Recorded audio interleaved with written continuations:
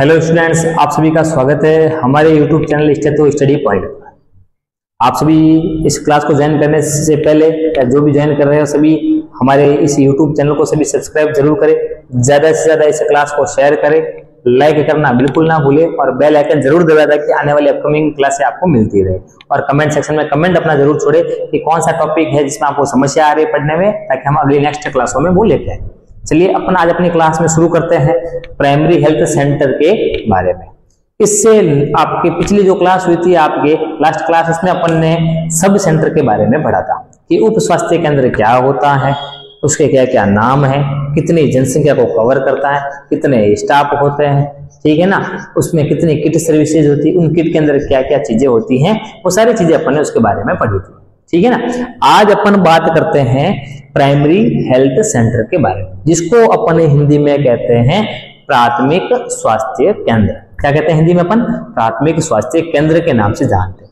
ये राज्य सरकार के अधिकृत होता है, मतलब जो ये पीएचसी या प्राइमरी हेल्थ सेंटर होता है, ये आपके स्टेट गवर्नमेंट के अंडर इसकी क्या होती है, फंडिंग होती है। चीज का ध्यान रखना। एक चीज और है, ये जो आपके प्राइमरी हेल्थ सेंटर है, ये भोर कमेटी के अंतर्गत लॉन्च हुआ था। सन 1946 के अंदर भोर कमेटी आई थी, उसके अंतर्गत क्या हुआ था, आप मतलब 1943 के अंदर स्टेबलाइज हुई थी, लागू हुई थी 1946 के अंदर ऐसा। तो उस कमेटी के अंतर्गत क्या है, आपके पीएचसी लॉन्च हुआ था, प्राइमरी हेल्थ सेंटर।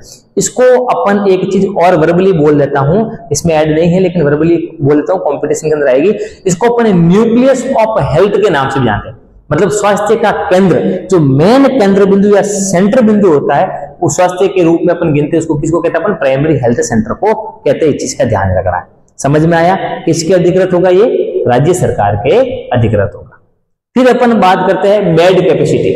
अब बेड घर वाले बेड तो है नहीं भाई, यहाँ पर बेड होते हैं पेशेंट्स कि कितने पेशेंट्स है जिसको ये यहाँ पर आपके इसका इलाज हो गया, ट्रीटमेंट आपके जैसे ग्लूकोज वगैरह चढ़ना होता या डिलीवरी रूम वगैरह तैयार होते हैं, उससे रिलेटेड बेड्स होते हैं। तो कितने बेड्स होते हैं आपके प्राइमरी हेल्थ सेंटर पर? 4 से 10 के बीच में बेड होते हैं। मिनिमम 4 हो सकते हैं बेड और मैक्सिमम कितने होते हैं? 10 बेड आपके यहाँ पर एक पीएचसी पर अलॉट होते हैं। कितने बेड अलॉट होते हैं? 4 से 10 बेड के बीच में एक पीएचसी पर या प्राइमरी हेल्थ सेंटर पर बेड अलॉटमेंट होता है। इन चीजों का ध्यान रखना है।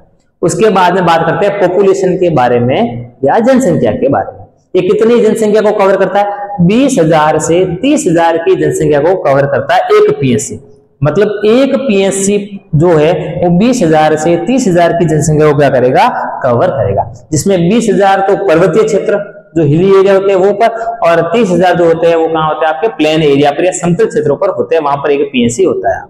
समझ में आया यहाँ तक आप? चलिए नेक्स्ट अपन बात करते हैं, एक पीएचसी के अंदर 6 सब सेंटर होते हैं। मतलब एक पीएचसी जो होता है वो 6 सब सेंटर, कितने? 6 सब सेंटर की निगरानी रखता है। एक पीएचसी के अंदर में 6 सब सेंटर आएंगे। तो मुझे ये बताइए, एक सब सेंटर के अंदर एक सब सेंटर जो होता है वो कितने गांवों को कवर करता है? पिछली क्लास में बताया था मैंने आपको, एक सब सेंटर कितने गांवों को कवर करता है? 4 गांवों को क्या करता है? कवर करता है। मतलब 4 विलेज को कवर करता है एक सब सेंटर, और 6 सब सेंटर को कवर करता है एक प्राइमरी हेल्थ सेंटर या प्राथमिक स्वास्थ्य केंद्र। समझ में आया? चलिए अगला क्या है, ये पॉपुलेशन और डॉक्टर के बीच में फर्स्ट कनेक्टिंग पॉइंट होता है। देखो इंपॉर्टेंट है, जनसंख्या के और डॉक्टर के बीच में पहला जो कनेक्टिंग, मतलब सीधा अगर डॉक्टर से आपको संवाद करना है या संपर्क करना है तो कहां पर डॉक्टर मिलेगा आपको? प्राइमरी हेल्थ सेंटर पर। आपको सब सेंटर पर डॉक्टर अवेलेबल नहीं होता है, सब सेंटर पर कोई भी डॉक्टर की पोस्टिंग नहीं होती है। वहां जो नर्सिंग स्टाफ है, जो नर्सिंग कंप्लीट हुए हैं, जैसे सीएचओ हो गया या एएनएम हो गया, उनकी पोस्टिंग होती है, तो उससे आपका संपर्क होता है। अगर डायरेक्ट डॉक्टर से आपको संपर्क करना है तो कहां पर आना होगा? प्राइमरी हेल्थ सेंटर पर। इसलिए लाइन में लिखा हुआ है कि पॉपुलेशन और डॉक्टर के बीच में इसको अपन फर्स्ट कनेक्टिंग पॉइंट के नाम से भी जानते हैं। अगला देखो, in charge of PHC, primary health centre का इंचार्ज कौन होता है? मेडिकल ऑफिसर, जिसको अपन एमओ के नाम जानते हैं। किस नाम जानते हैं? अब बहुत बात सुना होगा कि भाई एमओ के पास जाना है, एमओ के पास, ये रहा एमओ। मेडिकल ऑफिसर जो होता है वो पीएचसी का क्या होता है? इंचार्ज। समझ में आया तक? उसके बाद देखो इसमें एक चीज याद रखना, इसे आपके प्राइमरी हेल्थ सेंटर पर डिलीवरी अलग होती है। अगर ज्यादा डीप में जाऊं, थोड़ा सा एनएम से रिलेटेड पढ़ा रहा हूं, उसमें इतना डीप नहीं जा पा रहा हूं। आपके प्राइमरी हेल्थ सेंटर जो उसको अपन 2 भागों में बांटते हैं, एक पीएचसी टाइप ए और एक PHC type B. Type A PHC के अंदर महीने के अंदर 20 से कम डिलीवरी होनी चाहिए, पर मंथ 20 डिलीवरी तक सीमित होती है। और पीएससी टाइप बी में 20 से ज्यादा भी डिलीवरी होती है। डिलीवरी का मतलब जो प्रेग्नेंट लेडी होती है, जो गर्भवती होती है, उन्हें क्या कहता है, आपकी डिलीवरी करवाई जाती है, आपकी सीधी सी बात है, एक बच्चे का जन्म होता है, ठीक है ना। तो डिलीवरी के सारे उपकरण भी पीएससी पर आपके उपलब्ध रहते हैं। सारी जो जरूरत होती है स्वास्थ्य से रिलेटेड लगभग जांचों को छोड़कर वो पीएससी पर अवेलेबल रहते हैं। एक इमरजेंसी केयर को छोड़कर इन चीजों का ध्यान रखना, ठीक है ना। अब अगर मैं किट सर्विसेज की बात करूं, एक ही किट सप्लाई होता है जिसको अपन किट डी के नाम से जानते हैं। इसमें क्या होते हैं, वो सारे तो होते हैं जो आप अब कहेंगे सर कि यहाँ पे सिर्फ डिलीवरी के आवश्यक उपकरण लिखा हुआ, ये एक एक्स्ट्रा चीज ऐड हो गई। मतलब जो सब सेंटर पर चीजें वो सारी की सारी चीजें यहाँ पर तो ऐड होती है, लेकिन यहाँ पर डिलीवरी के जो आवश्यक उपकरण जो डिलीवरी करवाने में सहयोग करते हैं वो उपकरण भी कहाँ होते हैं, आपके यहाँ पर पीएससी पर होते हैं। बाकी सारी चीजें चाहे पैरासीटामोल हो, क्लोट्रीमोक्साजोल हो, ओआरएस हो, आपके पोविडोन आयोडीन हो, आयरन फोलिक एसिड की टैबलेट हो, चाहे डाइसाइक्लोमाइन हो, एल्बेंडाजोल हो, मतलब टैबलेट्स वगैरह सारी चीजें होती है वो पीएससी पर तो अवेलेबल होती है। छोटी मोटी आपके माइनर जो आपके ऑपरेशंस होते हैं जिसको अपन एमओटी के नाम से जानते हैं, माइनर ऑपरेशन थिएटर, वो चीजें भी आपके पीएससी पर अवेलेबल होती है, लेकिन जांच अवेलेबल नहीं होती और डिलीवरी भी पीएससी पर होती है।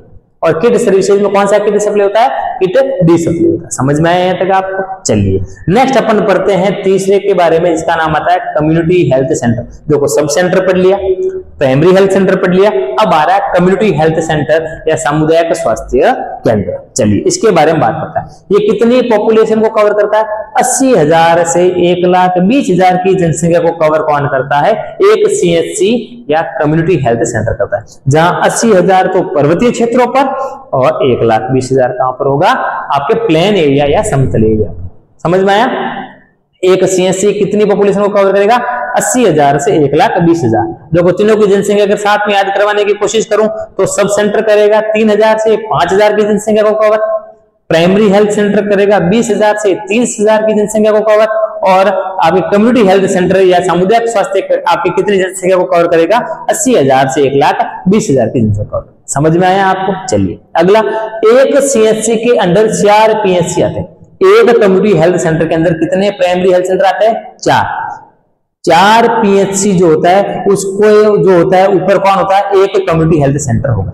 तो एक पीएचसी जो होता है वो कितने सब सेंटर को कवर करता है, 6 सब सेंटर को कवर करता है। देखो ध्यान से सुनना, सबसे ऊपर से अगर मैं बात करूं, एक सीएचसी है उसके अंदर में कितने पीएचसी आते हैं, 4 पीएचसी, ठीक है।